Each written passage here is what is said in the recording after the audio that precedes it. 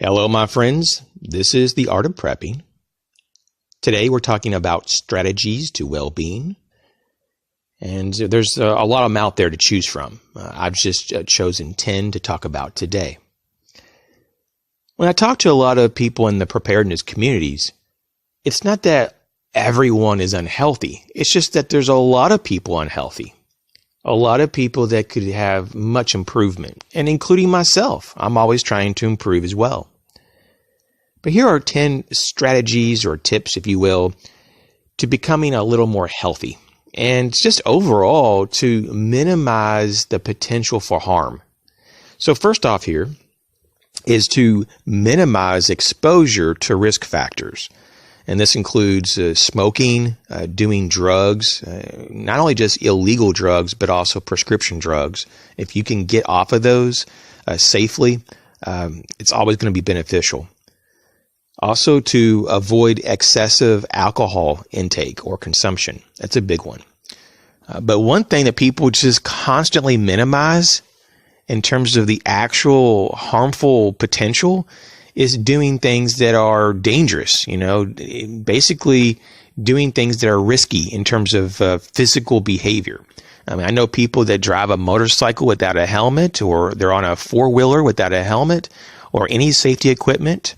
There's people who jump out of planes. And while if you're trained in that, you can minimize potential for risk of danger, but it's still the fact that you're jumping out of a plane.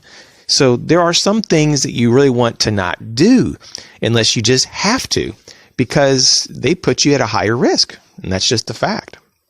The next is to maintain body weight within the healthy range. And you'll know what that healthy range is for you when you feel the best that you've ever felt.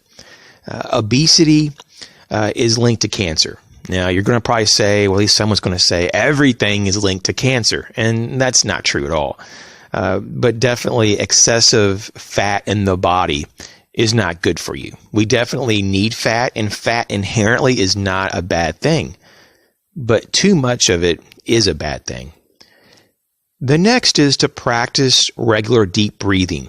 When you don't get enough oxygen, you get anxious and your body can't function very effectively.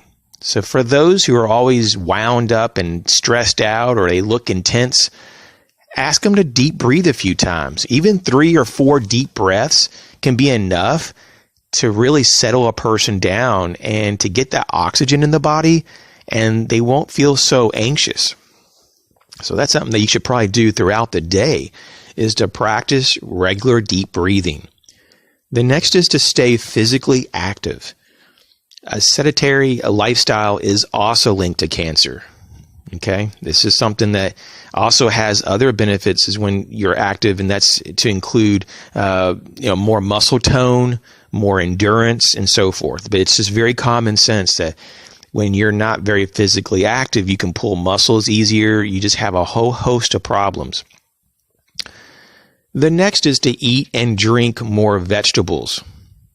Okay, and to eliminate processed dairy and meats. I'm not saying that all meats are bad.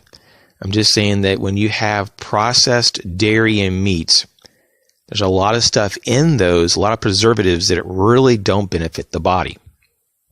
The next is to eliminate fried foods and other processed and refined fats. Once again, it goes back to the oils in this case. The fried foods, they have oils and they oxidize, and they are a major problem for the body because they inflame the body, especially the vascular system. So just really avoid all fried foods or even the use of oils. And that's going to probably be a problem for a lot of people because a lot of people use oils. It's not something that can be, for the most part, safely stored, and you can't mostly protect against oxidation.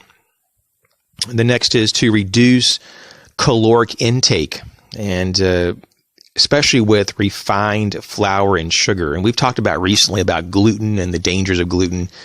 So there we go there. And to use fasting. I use intermittent fasting a few times a week where I actually go 16 to 18 hours a day without eating anything. I have water, but I just don't eat anything. And of course, that includes the time period of when you're sleeping. So it's not that difficult. But there's a lot of benefits from that. If you look at longevity studies, it really is amazing of how your body is enhanced with fasting. So if you're not into intermittent fasting, maybe you just pick a day of the week or a couple days a month and just take a 16 to 18 hour window and just fast. And what you'll find is that it'll enhance your immune system and it will help with regulation of blood sugar and blood pressure and a host of things. It's very beneficial. The next is to supplement with essential vitamins and minerals intelligently and strategically. And that's very important to say strategically because a lot of people just pop pills, just pop vitamins and minerals and they think they're all good.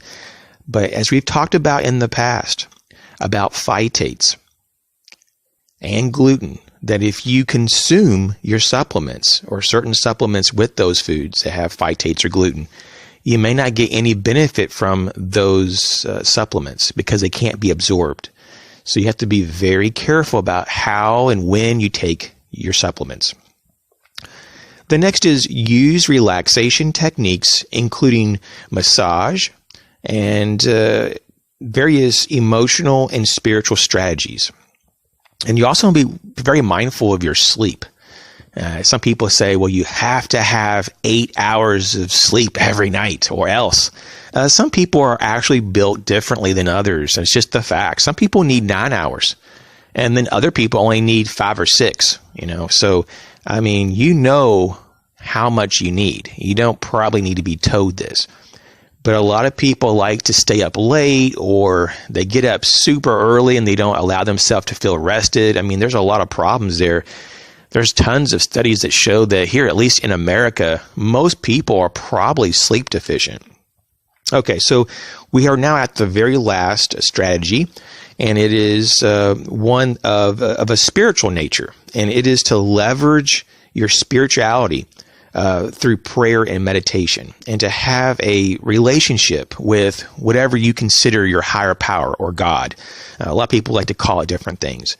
And I'm not into the whole new age thing at all or nothing like that. I just try to use words that people can relate to. So higher power or God, whatever it is, having a relationship with that force that is so much greater than us, you can't go wrong. It's something that is there when you actually connect with it. And so for those who haven't tried prayer or they haven't meditated in a spiritual way, this is something that people are missing out, and you won't know about it unless you do it. So just a heads up there. So these are 10 strategies to well-being. Hopefully this was helpful. Let me know in the comment section. Hey, thanks for your ongoing support. I'll catch you later.